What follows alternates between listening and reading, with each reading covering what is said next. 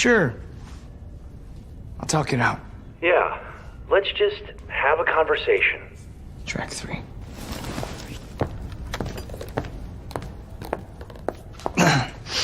Better not be fucking Dave Matthews Band. Okay. Those of you who don't want to be a part of this can leave now. Derek, please listen to me. But if you choose to stay, which it seems like you guys are choosing... Derek, please. You understand and agree to the following terms and conditions. Derek! 1. Derek, this is the virus. You hereby waive your right Derek, please. to your own personal bodily integrity. This is not you. 2. I'm a life... Per the state versus Neville Reed, my colleague and I will not be held criminally liable for any felony or misdemeanor that you may be a victim of, including, but not limited to, aggravated assault, aggravated battery, disorderly conduct, destruction of property, mayhem, and first-degree murder. And 3, terms and conditions may change or be updated whenever the fuck I want! Consider yourselves notified.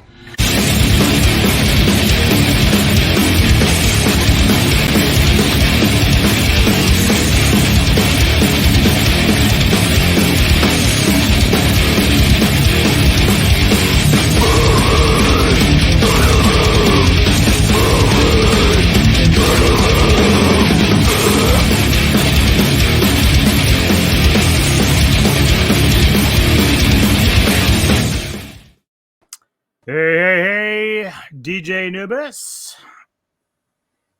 And I'm Kevin Lambert from KLE headquarters, Kevin Lambert's Entertainment Reviews. And we're here with the Cinematic Synergy doing a review of Shady Grove, now streaming on Tubi, directed by Dale Restaghini. Cast consist of Nikki McElroy as Shayna, Todd Anthony as Mark, Victoria Baldassara as Taylor, Juwan Jones as Eli, Jackie Ritz as Chloe, and Becky Hayes as Sheriff Wingrad. The plot. A young couple leave behind their party lifestyle and find tranquility in an isolated rental cabin only to realize they have checked into a sinister nightmare as the locals reveal the true reason for their solitude. So, this was interesting. I didn't intend to do another cabin in the woods type thing, but that's what happened here. Following snowfall. So, but yeah, so your first impressions of this film? My first impressions was I didn't think I was going to enjoy it because I do think the pacing is a bit slow. I think you do have to stick with it for when it gets to the good bits. But overall, my initial reaction when you get to the end, it was quite a surprising reaction. I did, in the end, enjoy the overall plot and how the film obviously develops and progresses. Yeah, it's interesting because basically you have Shayna and Mark who are a couple. Shayna is pregnant, we find out, but it's kind of weird because it's not really revealed until the character of Taylor kind of says, "Oh, you're pregnant," and somehow mysteriously knows that. Eli, of course, is the third wheel that travels with them. He's kind of like the comedic friend who is just kind of still into the party lifestyle. So early on, go ahead. Well, that's kind of where it begins. Where you see the beginning that like party animals, the three of them. They're like a real good group of party friends. And then I think how I picked up the plot is they weren't really ready to settle down or anything, but obviously she finds out she's pregnant and it's revealed, and obviously it's like I don't think they're prepared for it, and then this Taylor turns up and there's like a vibe, you know straight away there's a vibe with this Taylor. There's just something off, and I just thought it was a real good way of how they revealed the pregnancy around when they were having the campfire type vibe. And what I also found interesting with it is that there was a secret revealed. I think what was prior to that with Sheena's character. Mm-hmm. Yeah, that's from what I kind of looked at some other reviews a little bit just to kind of gauge what people were thinking about the film, and it's kind of like hot or cold. Like there are people that kind of really like this film. There's some that really hate it, and some of the complaints were, some of the stuff that was revealed about some of the characters was never expanded on. So like we learned some things, but then we're like, they don't do any more with it. They kind of just abandon it. Yeah. So it's kind of like hit or miss. I'm like you though. I like the plot a lot, or the attempt thereof. It's kind of like a cross between an invasion slasher with a little bit of folklore and cult themes going on throughout it. So it strives to kind of be like Get Out or Midsummer, but never really reaches the full potential of that. Yes. Yeah. Um, I quite like how throughout it, like I liked how throughout it, how they kept on showing the different people in the different masks. And my only frustration I felt like is that it waited till those individuals. I just found one of my biggest frustrations with it is that because, like I said before, the pacing of the movie is quite slow. I was expecting a lot more to come from when you've seen them in the beginning, but they don't really make the presence felt till closer to the third act of the movie. yeah, it's interesting because I think that, and it's probably not their fault because you and I have talked about this before. With films like this and they're independent, like the budgets aren't very big. Yes. So, another complaint that people had was you start out kind of slow with the film, kind of developing your characters, giving some background a little bit. But then, like, towards the end of the film, it starts to rush through everything because it's only got so much time Yeah. that they're allotted to make this film. So I think that's part of the problem is that this film probably could have used another half hour to kind of be a deeper film because it was going in the right direction. Yeah. It just didn't have enough time to really capitalize on that. Because I thought the acting was actually pretty good. I didn't have any problems with the acting. Yeah, the acting I thought was really good. I even like some of the one-liners that the character is it Julian Jones played? Yeah, Eli. Yeah. Eli, I thought some of his one-liners are pretty good, and I thought I think he did a really good job. I thought his acting was quite impressive in Shady Grove. Yeah, I liked him. I liked Baldassare as Taylor. I thought she was really, really good. Yeah, I called her the Rebel Wilson lookalike. Yeah.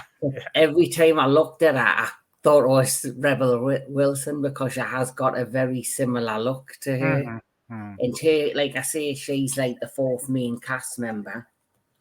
And as the plot, as we know, plods on, we get to the point where after we get through a long kind of pacing of, slowness, it gets to a point where interesting things start to happen within the cabin. There's lots of little hints of things that don't seem right, like the water tastes pure, like best water I've ever had. There's free wine, and there's an odor coming from the pantry which has a lock on it. There's strange things and things that are gonna go down.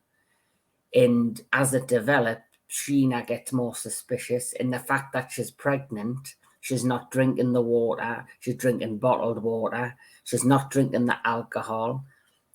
And you get little hints, and then suddenly Eli goes missing, which I thought his scene was quite a decent scene, but like I said, with me frustrations, it takes me a while to get to the characters and the masks. But then you get to the scene, which is essentially spoilers. for those that watch, is a death scene. Is his death scene, and just when you think you're going to get a gruesome kill, it kind of pulls away. Yeah. And so it's like many little frustrations for me is what got me, but the overall plot I fully enjoyed. Mm-hmm. Yeah, like I said, the acting was really good.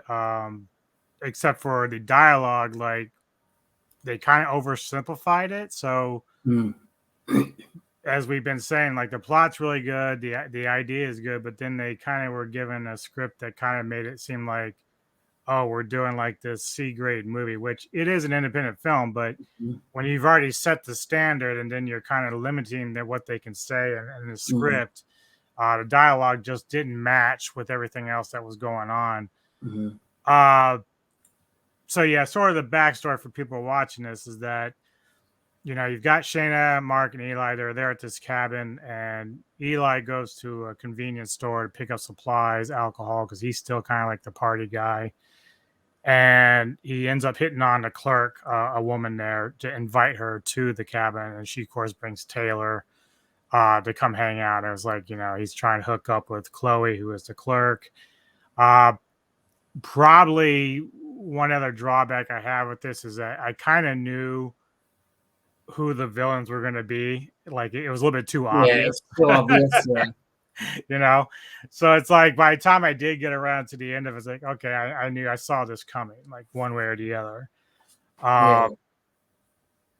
Let's see. I thought, one thing about this film I didn't really think about initially was, and I don't know how you feel about it, but through most of the film, because of where the setting is, so we've got this like backwoods redneck area. You have your main characters who are people of color, and then we know we have people that are hunting them, and we know at the end that they're white. So for most of the movie, it seems like they're alluding to this idea that they're hunting them based on race. Like, it kind of gives us impression like they're racist because just the whole feel of that part. Of course, by the time you get to the end of it, it has nothing to do with that at all. Do you think that was by design, or do you think that was just a mistake they made? Because when we find out what happens at the end, we understand that color has no bearing. Yeah, I think it was intentional. That's one of the strong parts of this movie, and the strong elements of this movie is that we're trying to basically, like you say, it could have been a simple plot where there was just these country white folk that were going to hunt down these black visitors, these African American visitors that's entered their town, and just made it a pure little plot like that, which could have well have made it still an entertaining movie. But they decided to make that twist at the end, which I think made it a much stronger movie by the end, because then it just showed you that these villains were wanting some diversity, I guess, within their community. Mm-hmm. So it was pretty good. Yeah. I think my only other kind of like gripe, and it's not really a major one, because I enjoyed the end, like I enjoyed the reveal.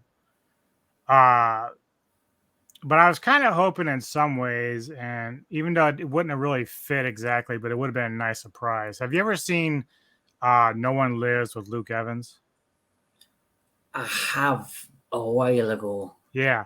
So you know the plot of that. So I was kind of hoping in some ways that Shayna eventually would have become like more evil than the evil that was chasing her. Like I was kind of hoping for something like that.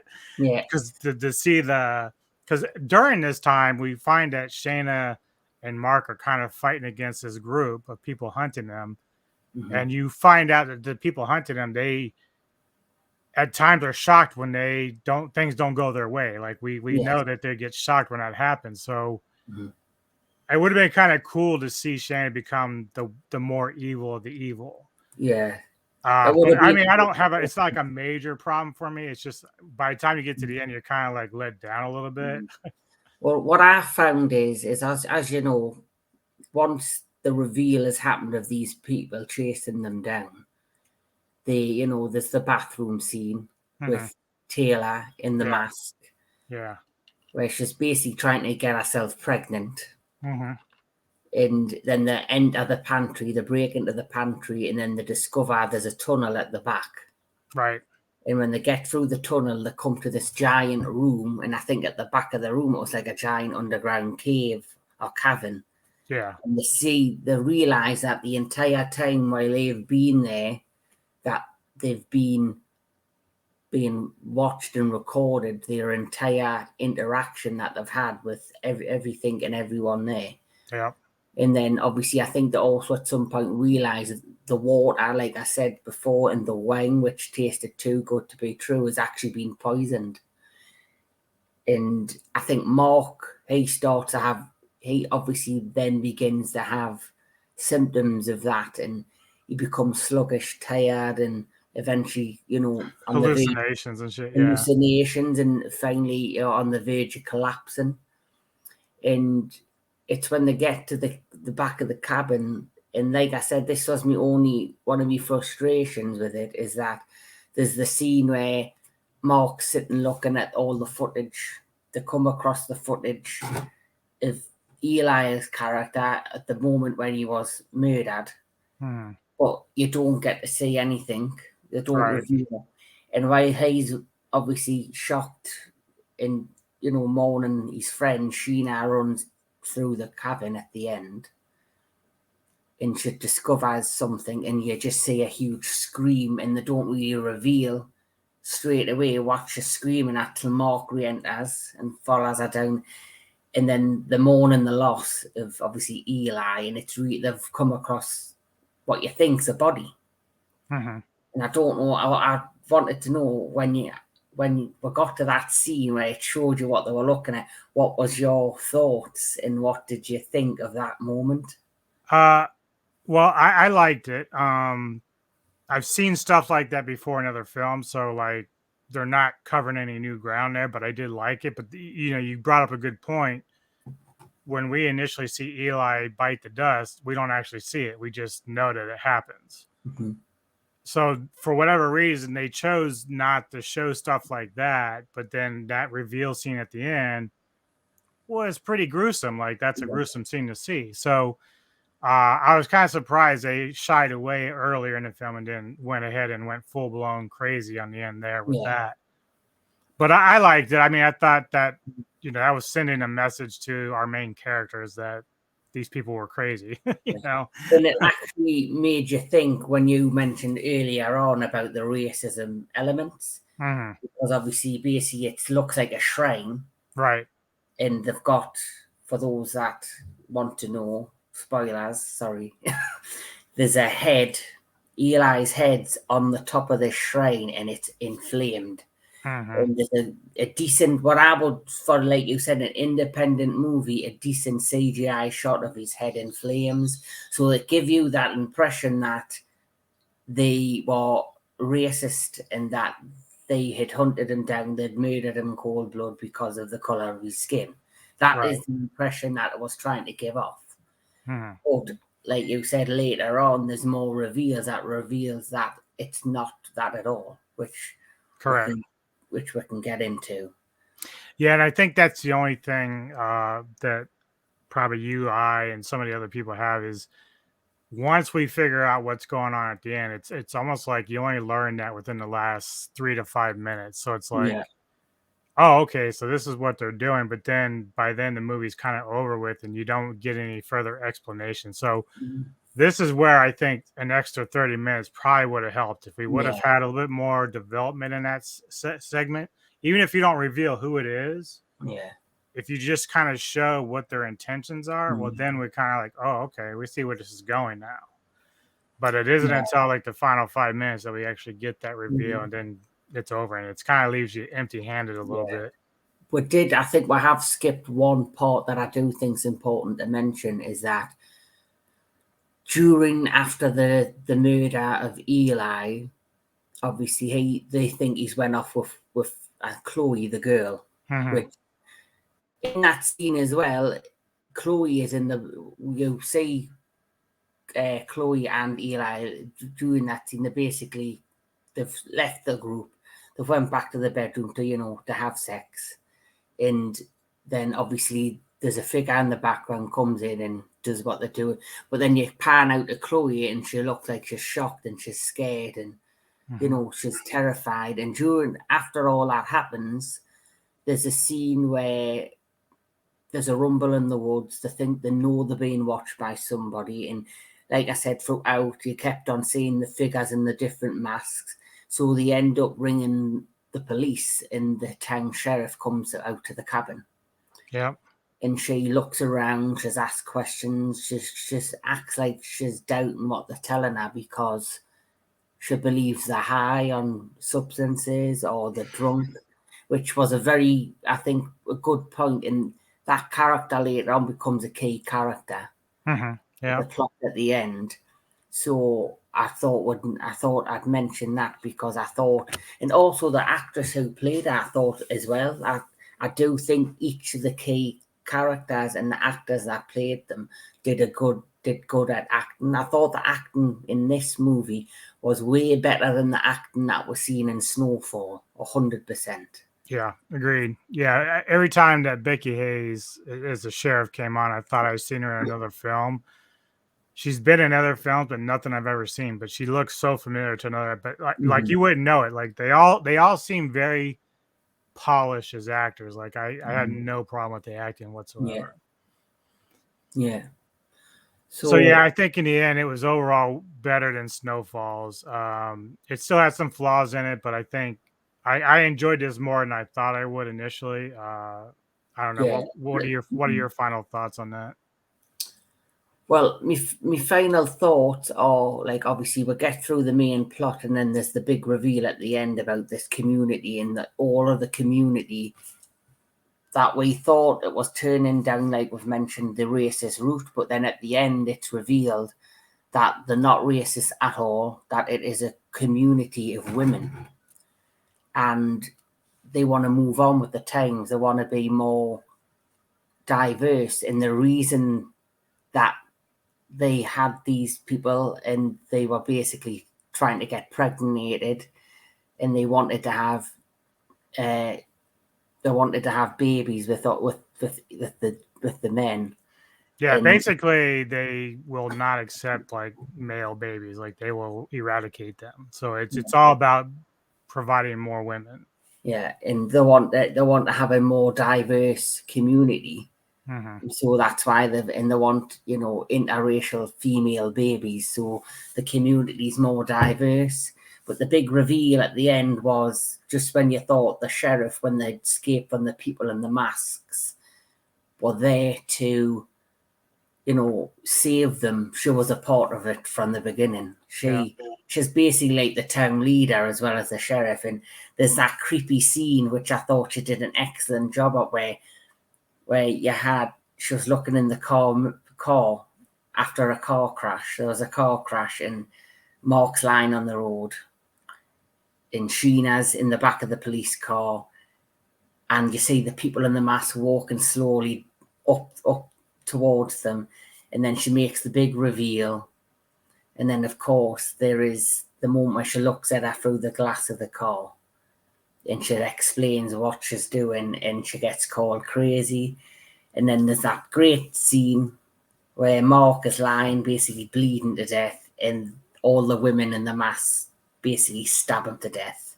So overall, the plot, the reveal at the end, and then the twisted part when one of the town's ladies gives birth, but it's a boy. They place the boy inside of a box and bury him in the fields of the farm. And it just makes you think, because you saw it like pan out a little bit where you could see all the field. It made you think how many dead male babies are buried within the field and watching the crops grow. Yep. So, like I say, that for me was a great reveal at the end. I enjoyed the end. I loved the twist, how it wasn't just, like I say, a basic racism plot. Yeah. It was basically feminism gone wild. Yeah. Basically, that's what it was. Yeah. It was feminism gone wild, down with the But men. to their credit, they didn't like beat you over the head with it. That's something that I can appreciate, because I can handle stuff like this as long as it's not trying to use an agenda over a good story. It's a good Yeah, story, so I don't mind that. yeah. Yeah, it was a good story with a good twist, and it made you think, it made your mind go from one place to another. And I think if you can do that within a film, it's done its job. Hmm. So I think overall, it's not the greatest movie. Like I say, it does have pacing issues, Yeah. but there was a little bit of, I would say, frustration for me, but overall it was an enjoyable plot with a good twist at the end, which I enjoyed. Same. 1 out of 10. What do you give it? I'm probably gonna give it a 4.5 Okay. out of 10. Okay. Just like I say, it's mostly just for the issues that I've mentioned. That's why I've kind of probably lowered the score a bit. Yeah. I'm gonna give it a 6 out of 10. I did look on Rotten Tomatoes. The critics hated it. They gave it about a 40%, which is about where you are. Yeah, I'd probably give it. Surprisingly, though, the audience is like 82%. So I've seen that, yes. I've seen that as well. So, but like you said, that I was quite surprised at how high the audience score is. But I do believe probably why they've enjoyed it is for the point we enjoyed it for, the plot reveal. right. How it basically went from being one movie to a different type of movie.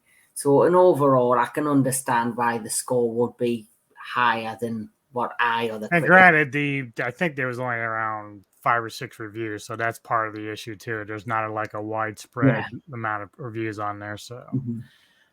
all right. Well, thank you, sir, for joining me with this review. Obviously, the Mhm. next time we do this will be your pick again. So I'm curious of what you're gonna throw at me. I think, because we've done 2 cabin movies. Try to get away from the Yeah, cabin. we've done 2 cabin movies. We've done 3 horror movies. So I was thinking we should do something, a different genre, maybe sci-fi or something, maybe action, something Okay. like. Yeah, I'm down. Yeah. Whatever you want to throw at me. Mm. So have you got anything planned for your channel in the future? Yeah, I have. Obviously, tonight you and I will be joining Century over at the Sci-Fi Society channel, and we'll be discussing and reviewing Godzilla 2014, which will be a lot of fun. Next Friday, my birthday, will be the Godzilla Bash, which you will be again a part of. And you, me, Century, and Jedi Vale will be fucking ranking our all 33 live action Godzilla films. So it's going to be a lengthy show, but it's going to be a lot of fun. And I'm I looking can't, forward to it. It's huh? going to be a blast. Yeah. Literally. We're going to have a lot of fun with that. A lot of fun with that. Mm. So that's basically what I got up. Not much outside of that. I got to kind of save my energy for all that. But I'm looking forward to tonight. So for people watching this, go check us out tonight. You'll have a lot of fun with that as well, because we love talking Godzilla and kaiju. So And from me, if the ones that are watching, if you do want to find me on Facebook, I have my Kevin Lambert Entertainment Reviews Facebook page where I've just recently uploaded 4 reviews that I've been wanting to do for a while. I have the Knock at the Cabin review up. I have my 65 review, which I did. And I've also just uploaded what I call is the month of Jonathan Majors, because he's been in 2 of the biggest releases of March. So I've done reviews on Creed 3 and a film that is on Amazon Prime, which I think you can watch for free, which is called Devotion. cool. Yeah, I think you and I were very close in our reviews for 65. I actually came out liking that pretty much. I Some did. people hated it, but I thought it was a pleasant surprise. It was just a quick 1.5 hour joyride yeah, with dinosaurs. simple to the point. Mhm. Didn't have to be fancy or anything, just did what it did. So I was Yeah. pretty pleased. All right. Well, again, thank you for joining me, sir. And we will see you all next time for whatever he's got planned for us on the Cinematic Synergy. Take care of Yeah. yourselves. Have a great weekend, and we will see you later. Take care, everybody.